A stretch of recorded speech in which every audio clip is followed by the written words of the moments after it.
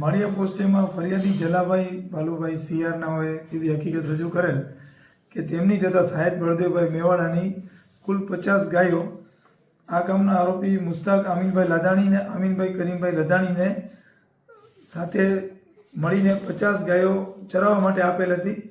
આ ગાયો પૈકીની 14 ગાયો તેમની પરત નહીં મળતા તેમણે આ અંગેની ફરિયાદ લખાવી હતી, જે પૈકીની 13 ગાયો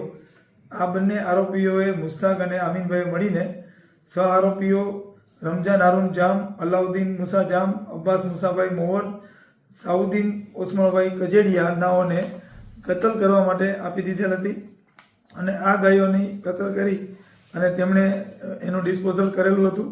જેથી આ કામે ગુનો દાખલ કરી અને ગુનામાં પશુ સંરક્ષણ અધિનિયમની કલમો ઉમેરી અને આગળની કાર્યવાહી તપાસ